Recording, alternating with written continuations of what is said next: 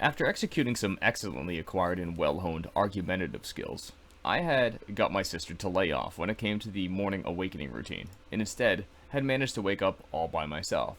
She wasn't very convinced after I promised to wake up without a problem, as long as she didn't enter my room. She found it hard to believe, as the setting was near perfect for an individual who tried to buy a few additional minutes of sleep. A simple alarm clock was all I needed, or so I told her, and she said that she'd give it a try, for one day, just to see how it goes.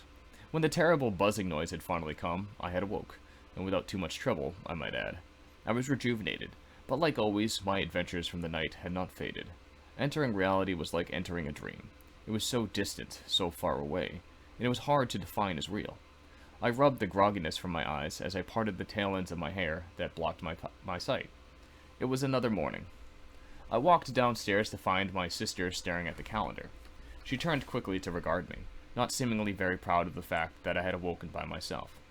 It was a sort of achievement, since I had been relying on her for several years now, but I wasn't that concerned over the lack of praise. After she made breakfast, she had told me how our father was supposed to be back from work the previous night. He was obviously late.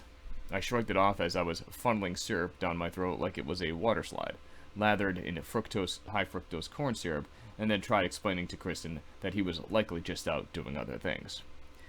Then she had asked me when the last time it was that he did come home earlier than expected from a business trip. Never mind late. And I could not provide an answer. That day of school was an easygoing one, a Friday, nonetheless, and the weekend was more on the mind of the teachers than it was on the students, which made workload smaller than usual, and it led classes into a discussion of what people were doing on the weekend, rather than on the intended subjects to be taught. I was actually disappointed to find that Miss Kendleton was absent that day, as I was looking forward to speaking to her. I had placed a strange sense of hope in Miss Kendleton. I felt as though she was the only person that really started to understand me, and well, most of all, someone who might be able to provide the answers that I was looking for. My meeting with her was going to have to wait until I returned from the weekend.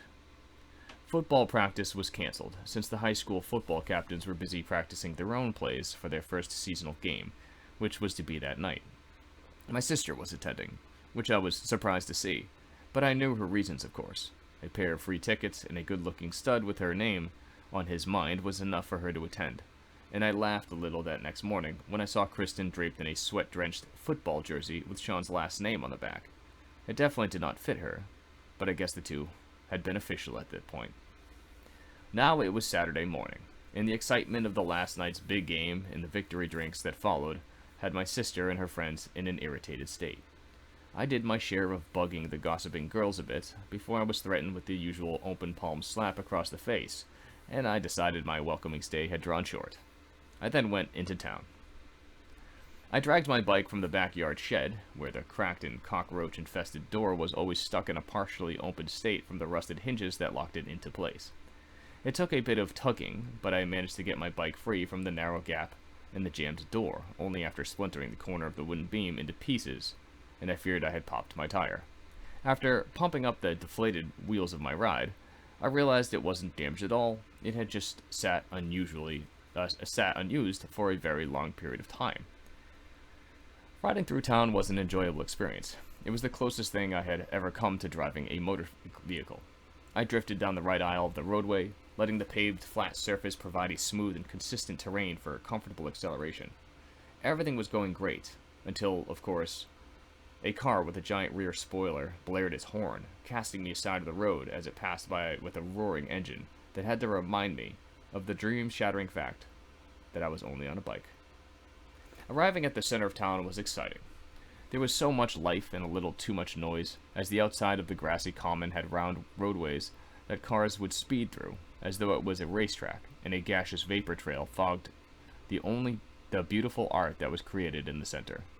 Great war veteran statues were erected on one side of the open field, where black embezzled stone giants stood towering over to remind all that they had fought for our current-day luxuries.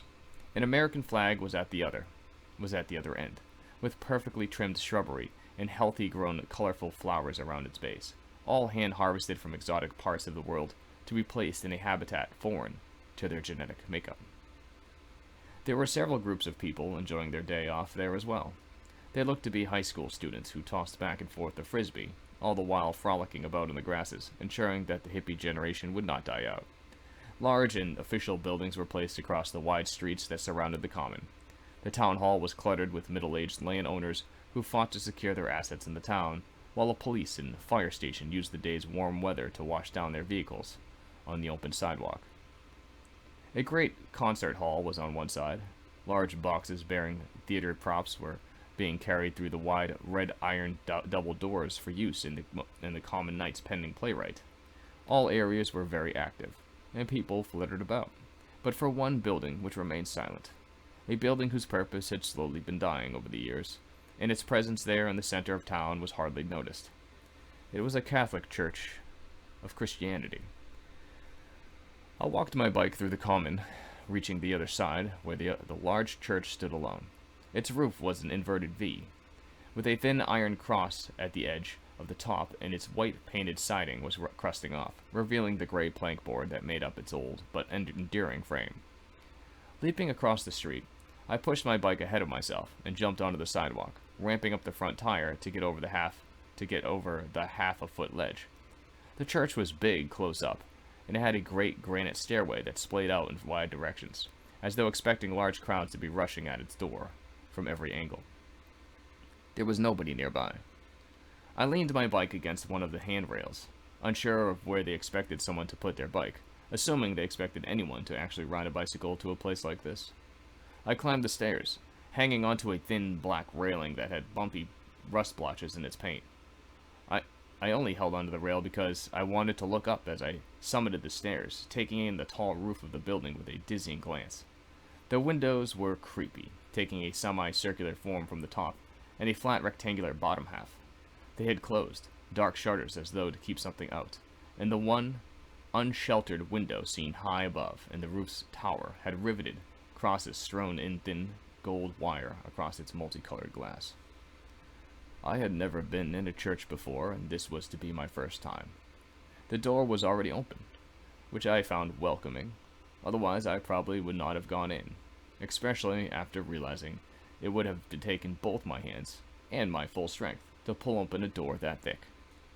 The interior was phenomenal, like that of a movie. That was when I had realized the only time I had seen the interior of a church was from a television screen. I expected there to be a vast array of candles lit and scattered about, but was disappointed when I found them in a new modernized electrical form. It really just didn't have the same feel, but the dim lighting was there and brought a terrible, eerie sensation to the place.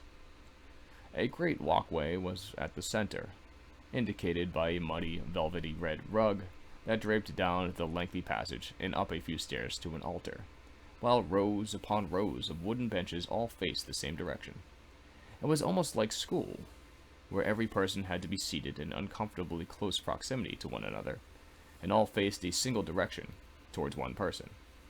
However, the person the seats were facing was far scarier than any teacher that I had. At the end of the walkway, just above the altar, was a man. Not a real man, but one intended to be such, hanging from a cross. A vivid display of dry blood oozed from the lips of his mouth, and there were holes in his hands, where nails had been slammed through, for reasons beyond me, and it all made me wonder why people would ever want to be in a place like this. It wasn't even October. Why did they need to scare people? I sat at the furthest wooden bench, as I didn't want to get any closer to the front, where a dead man hung. What was in that people came here for? And why did I even bother? I knew a little of religion, the Christianity religion that is, but not enough. I wasn't raised as a Christian, nor was I a believer. But perhaps here was where questions could be heard. I knew what I faced was far beyond that of rational belief. Perhaps here, where doubt is cast away, there could be an answer. The familiar inner dialogue of a person's ever-active mind was heard before me, and I slightly rose from my seat to see if I could see them. They mustn't have been on the most forward bench, and kneeling for that matter, as I had no sight of them. When a door off to the side was open, I took my seat again, and out came a man dressed in black robes with a white interior lining, and a necklace with the hanging insignia of the church at its center. As the man passed by the front row, I saw the back of another individual rising from the forward seat. They greeted one another with a nod. The man of the church, the priest, had smiled at the individual in recognition and continued to walk on. I looked about the room curiously, seeing the strange figures painted onto the roof above. They were angels, and they had great, white, feathery wings. "Can I help you, my son?" asked the robed man, partly up the aisle. A gray, thinning beard sprouted below his chin. I looked at him without words, waiting to see what I could find from him. He was a simple man, very eager to speak with me, as he had scarcely seen youth in his church. A child who had interest in the house of God. It was all his mind seemed to be centered around. It was a question proposed to himself, and his old, weathered aspirations for preaching to the new age had slowly begun to revive. I was nearly a thread of hope for him. The man in the front row had rose, and began walking down the center aisle as well. The priest stood there patiently, smiling as he waited for my response. "Derek?" the man from behind the preacher had shouted. The older fellow then continued on his course, allowing room for the man behind him to reach me, as he had assumed that we knew each other. The preacher went off to continue his churchly routines, never minding the previous hope he had in converting me. Derek, is that you?" asked the man in the aisle, placing his hands on the wooden pews and pushing his weight off them as though in a haste to meet me. My mind was still wrapped around the priest, who now splashed water on his face from a drizzly fountain. His mind spoke of a significance to the water, but I could not understand it for the least of me. "What are you doing here?" asked the young man, and I finally took notice of him. The young man was dressed in a plain white polo shirt tucked into a typical belt set of jeans, a style that was not popular in the town, to say the least. His over-formal and tight-fit clothing made my baggy and loosely worn outfit appear blasphemous in the halls of the church. I don't know," I had said, buying some time as I looked into the eyes of the man. Something distinguishably unusual had told me that I had seen this man before, and the possibility that it was on some feudal basis, but I could not find when and where that was. He was entirely unfamiliar to me, and his mind seemed to be untroubled by anything but for one thing. The man placed his hand into the seating aisle, gesturing towards the wooden bench I was sitting in. "May I?" he asked. I nodded and slid down a few inches to give him enough space to sit down. "I can't believe you are here. I never thought I'd see you again," he said, looking out at an altar. Then again he shifted his vision to the floor, as he felt the sensation of regret rise up. He dared to look into the hindsight of a past that he had long forgotten. "I never thought you'd want to see me again, so I stayed away." "Who are you?" I asked, leaning in to get a look at his eyes, as he was looking down. I wanted to grab his rested arm. I could feel his sorrow, his growing agony, but I could not see where it was coming from, or even why. Touch could enhance my vision. It could bring to sight the distant images, but I did not know how he would react, so I kept it to myself. "Derek, it is me," he said, looking up as though I would recognize his face. "I'm David." I sat back in the pews as though taken aback. Dread went to seize up into my throat, until I realized that it simply could not have been true. I looked back into my memories, saw what I once knew of David. It was him, or his face anyways, but there was nothing the same about him. They were different people, different beings from the inside, and David's aura was entirely the opposite of what it had been before. He was the first person I had seen who had been so free from the uncertainty that riddled everyone's persona. "Derek, I'm sorry. I thought you would have recognized." He looked at my haunted face and was fearful that I still had not forgiven him. "I will leave, if that will make things better for you." "No," I told him, nearly shouting it. No, it's okay." A smile broke across David's face. "That is all I wanted to hear. I want everything to be okay." He looked back down at the altar ahead of us, remembering the new course he designated his life to. "I cannot apologize, for no words could ever heal the wounds that I had made. I can't even ask you to forgive me, as I would never want such deeds to go unpunished. I have what will be waiting for me, and I will be ready to face it when it arrives." I looked down at the altar where rested a thickly set book, and two of the electrical candles on the thin steel holder. When I turned to look at David again, he seemed lost in his own monologues. His eyes were staring off in the distance, but I found nothing worthy of such focused interest. He turned to me. "They say that God is forgiving, and if it is true, then I am meaning to work for it." David sat quietly, while he looked into his hands in silent prayer. "How has Kristen been? Has she said anything about me?" "No," I had said. "Not really." I tried to put it lightly. I knew that had I said the wrong thing, David just might fall into a spiral of self-afflicted remorse. It weighed heavily on him, but there was something that had David start anew. The roots that were previously embedded within him were gone. It was like a new owner to an old house. He knew there had been stains on the wall, but he had never got to see them there. Perhaps she had forgotten. Hopefully, she had forgotten. Nobody should live like that. David was lost within his own thoughts. "Why are you here?" I asked curiously. David laughed. "Why am I? I have every reason to be here." David looked around the room, as though he had just entered the place for the first time. "I don't know what it was that you had done, but I was sent to a very dark place, for a very long time. I had saw what I was, what I had done, and I lived it 100 times over. And then came the light." He stopped, gripping the front of his head and shaking it, laughing at his own words. "Listen, I know it sounds stupid, but I think you played a role in all of it. I would like to say it was God who came down and touched me, that it was He who told me that everything would be all right, all that I had done would be forgiven, that I could finally start anew." David looked me up and down as though trying to find some discerning feature that would back up what he was about to say. "But it wasn't God that had come down. It was you." David nodded at the thought, smiled with glimmering, guiltless eyes, and held an unwavering sense of liberation. "So that is my story," David said. His mind was excited, set on the notion that I had come here as a further indication that I was indeed part of his joining with God, and that I simply arrived at the church so that he would have a chance to help me in return for what I had done for him. I hadn't done anything for him more than try to break off the relationship he had with my sister, and boy, if she saw him now, I don't know what she would say. "Where did you get that necklace?" David asked, as he watched my fingers fiddle around with the untarnished gem.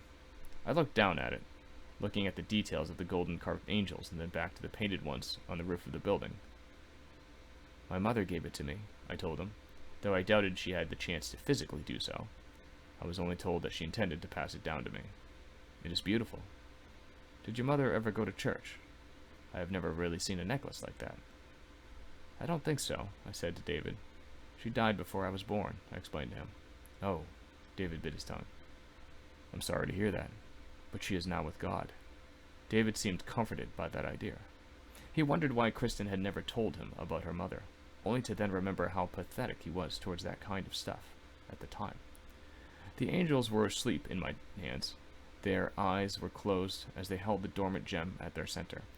I had never related to the symbolism of angels to the Catholic Church, but now I wondered if they had any relation. What was my mother's faith? Was she religious? What did she believe in, and why did this necklace have such a significance to her? "Was Jesus real?" I asked. David let out a light chuckle. "Why, yes, of course. Why would you ask such a thing?" How did he heal people?" I began to grow curious. "That I don't know.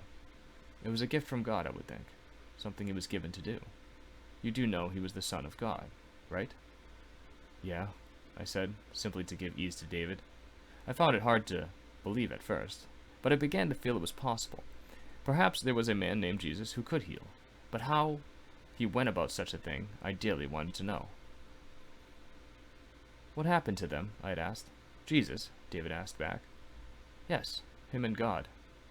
"Well, Jesus was killed." David pointed up to the cross, where a man hung over the center altar of the church. "He had died for our sins. He had given us a second chance, like you had given me." "And what happened to God?" David looked at me with concern. "He is always with us, always listening to our prayers, and forever guiding his people." I let go of my necklace and looked up at the cross, bearing the icon of the religious faith, the man named Jesus. If he is there, then why does he not listen? "He does too. It is just that he cannot always act. Things are the way they are because they intended them to be," David spoke, finding doubt in his own words. I continued to look at the dying man on the cross, taking in the gruesome display of tortured and crudely carved facial gestures that suggested the man knew of his impending death. David's mind trickled seeds of information pertaining to the story of the hanging man, and I was curious to know why people would choose to kill such an individual. If he truly did have the ability to heal, if he only sought good in the world, then why kill him? There was more to this story that I feared David was not aware of. I don't think he is here. Derek, you have to have faith. You have to believe in him. Only then can he hear you, and only then will he exist. The house was silent, but for the distant snores of the drunken occupants within my sister's room. It was another sleepless night, and a little too much time to think to myself. And with a mind like mine, that couldn't be a good thing. I sat down in front of the television screen with the idea in mind that I was a lot less likely to fade out of the realm of existence if flashy cartoon characters were dancing in front of my bobbling eyes.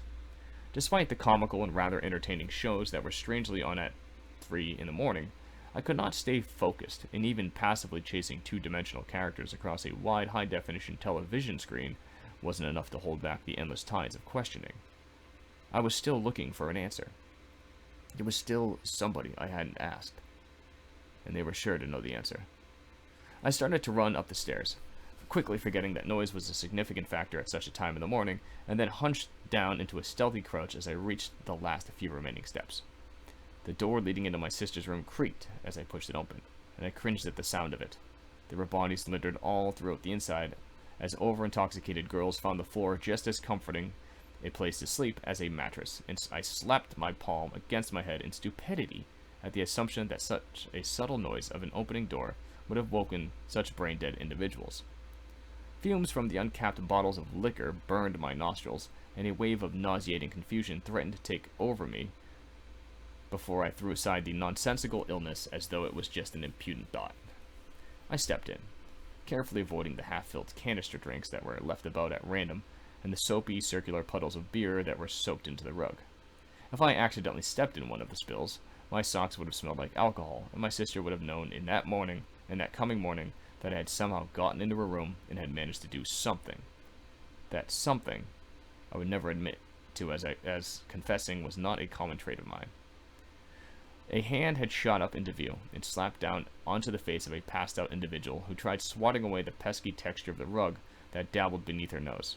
I froze in place, thinking she would awake, but a low grumble followed by several seconds of dormancy gave me the assurance to move again.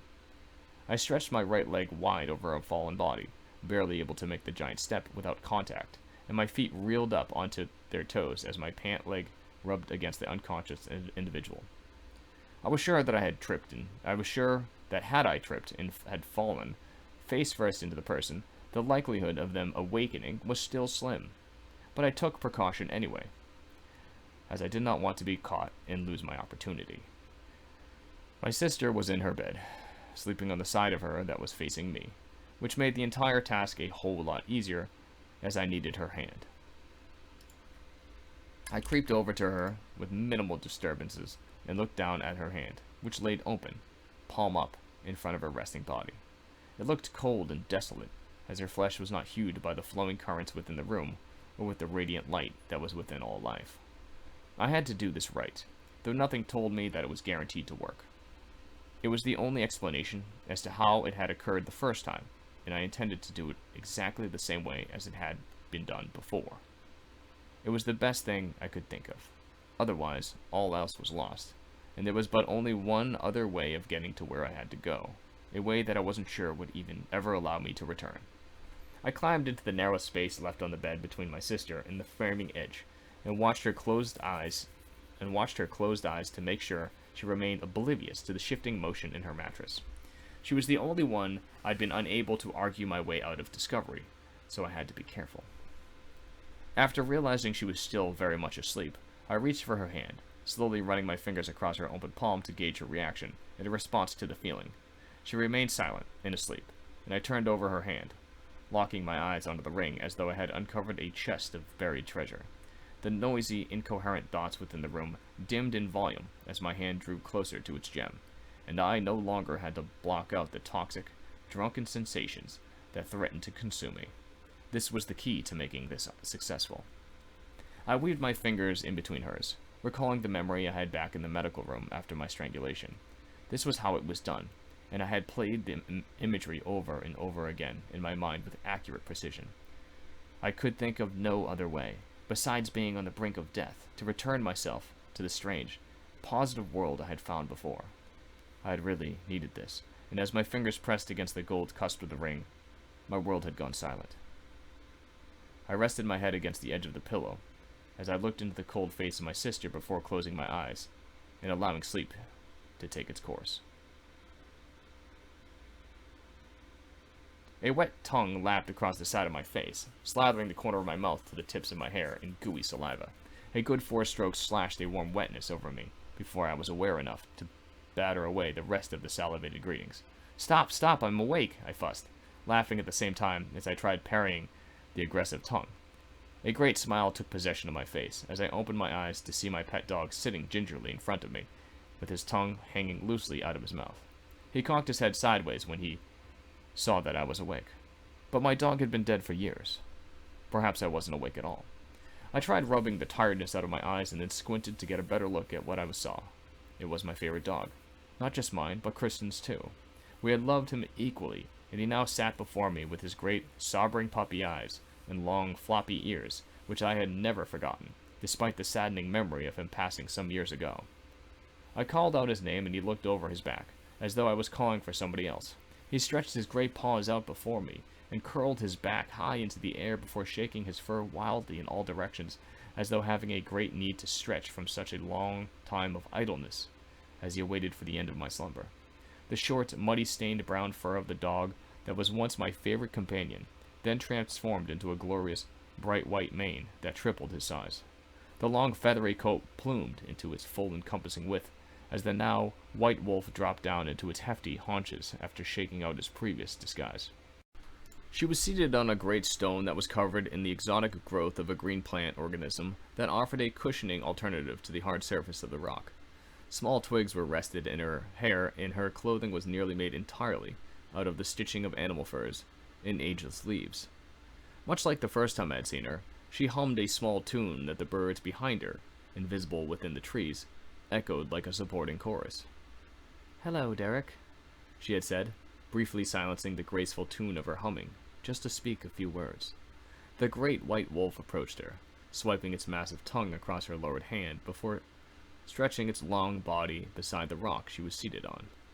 I wasted no time. I jumped forward, staring around me in slight apprehension as the great trees had caught up to me and now loomed overhead, looking down into my small form with inquisitorial stares, and the small mammal creatures ran up to my feet, rising on their forelegs with quizzical wonder. They wanted to hear what I had to say. I held the necklace in my hand. The angels were awake, and they sung along with my mother's song. "Why do I have this?" I shouted, raising the necklace to the air, while making one giant step forward into the center of attention. Everything had gone silent, and the creatures near me had either taken one giant, branch-footed step back, or skittered into the shadowy trees on tiny paws. I could feel all the looming eyes and the curious stares off to my sides, but I kept my head poised, locked onto my mother. I was there for answers. I brought a guileful gloom to the atmosphere, and my mother shared only a solemn look of disappointment when she had heard my question interrupt the benevolent harmony of the world. She waved me towards her, forcing a heartfelt smile onto her face. I stepped closer, despite feeling heartbroken at my own eagerness for answers. The great forest that surrounded us asked willfully to its occupants if this boy had come here to join in its bountiful grace, but I could not be sure for how long I'd be able to stay. I did not know how long I would remain connected to my sister, and if that tie was broken, what the consequences would be. I had limited time where I would remain free from the dread that followed me to each of the worlds I travel, and threatens their sense of beauty with a clear representation of entropy. I did not want such a pleasant place to become one of those, and I would sooner leave, despite my overbearing wish to be here forever, than to allow the darkness in. "I want to know," I told her, lowering my voice as I drew close, remembering my intent to understand the necklace. "I know you do," she said, nearly in a whisper, "but I can't answer that." "Yes, you can," I insisted like a child refusing to believe a parent wouldn't have the answer. I could feel the distant, creeping sensation of fear crawling into a world which had never heard the name of such a foul emotion. "You have to know," I begged. "There are things that even I don't know." My mother looked down, realizing I had come simply for that answer, and that she could not console my worries. "Then why was I born?" I fretted, throwing my hands out in anger. The forest paused. The creatures kept their distance, but stopped in their retreat, neither fleeting nor approaching. They sat in the same suspenseful anticipation as I. "I fell in love with your father," my mother began. "Well, I wish it was something like that," she smiled, as though the vague and contrasting comment would set me at ease. What do you mean?" I asked, running forward to lean onto the rock she was sitting on. "I fell in love with what your father had, the gift that he was given, in the thought that I could one day make him understand what it was that he held in his heart." I climbed onto the rock as my mother continued her tale. "He thought it was all so foolish." Tears trickled down her eyes as she recalled the life she had once lived. "He was troubled. Nothing like you, Derek." She smiled as she used the back side of her hand to caress the side of my cheek. "Drugs surrounded your father, and his terrible lifestyle threatened to kill him at a very young age. But when he had first saw me, he had promised to give it all up. He had never looked back on his behaviors before, for as long as I was by his side." I grabbed onto the necklace, looking into the flawless jewel that swirled in graceful circles within the narrow, golden girders that held it at bay. "My life's devotion was just a waste of time to him, and my explanation of what he had, and his potential for using it, was passed off as some mind game he thought I was playing." She paused. "I needed you, Derek, because only you would have the open mind to see into the inner light. Only a child is willing to see what is beyond the world we live." My mother wrapped her arms around me, bringing me closer to her as both my hands held onto the necklace and I stared into its infinite wisdom. I held it out in front of me, looking up at my mother in silent question. "I did not know what it was," she had admitted, as she looked down at the necklace in my hands. "Many visionaries had lived by it, and had carried the emerald from temple to church to cathedral, always embezzling it into some sacred jewelry that was related to the current owner's religion. I knew it had some kind of value. Some said it had power, but your father refused to wear it, and I was not fitted for such luxuries." She looked up into the wilds, where the trees slowly drew closer and the creatures reemerged from the forest line. "I did not know why the holders always believed that they would see the gods in their dreams, but I knew there was no such beings. There is only us, Derek, and the light that lives within," she said, sliding her hand underneath my necklace and pressing it against my chest. "But your blood is different," she whispered. "You are a descendant of every prophet known to man, every known being who could heal the wounds of men and cure the ailments of our kind, of every person who could conjure fire, who could split seas, and who could change the world, but would only do so in the name of their deity." She spoke secretly. As the wildlife enclosed around us, and the great white wolf rose from the ground and looked suspiciously atop the rock at my mother, who held dearly onto me. "I spent my entire life trying to figure it out, and it all pointed to you." She gripped onto my shoulders, pressing me into her chest, as though protecting me from lurking predators. "It goes against everything that I had believed, but I knew it was the only way to preserve mankind. I had given my life to its name, and in return, I had betrayed our world, and had given up our species to a monster."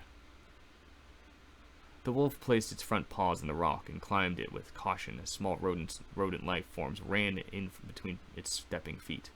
The trees wrapped their great limbs around the rock we were seated on, and the wolf snarled its lip back, revealing flawless pearlescent teeth, and unleashing a low warning growl as though it smelt a predator on the horizon. It was looking straight at me. "Remember us," she whispered, "and find the projectors," was her final words, and she tore her necklace from its chain and pressed it into mine. I had made a mistake. I was lost and swam about endlessly in the depthless tides of emotion. Time threatened to exist without end, and without having age or a life to lose. I existed as long as it had. In that world, one can quickly forget who they were, that they had a life, a body, and more so, a belief. There were life forms there that had been lost themselves in the turbulent seas of empathy. They had lived too long, and with all that time to think to themselves, their minds gave into insanity. With my hand connected to my sister, there was no returning home. but something must have happened. I had returned, and the blurry outline of my sister's back was facing me, and her close proximity had me struggling to regain control of my body. I had taken my time, and was careful not to reshape the room into a form that would disturb the sleeping occupants. I waited until I felt the warm connection to a living body, and when I finally was myself again, I had gotten up. My sister must have rolled over, separating our hands in doing so, never realizing that I had been there by her side. Just as I had done in entry, I made a stealthy exit from the room, leaving the stench of alcohol and unconscious bodies behind. I had heard all that I needed to hear, and now was time for action.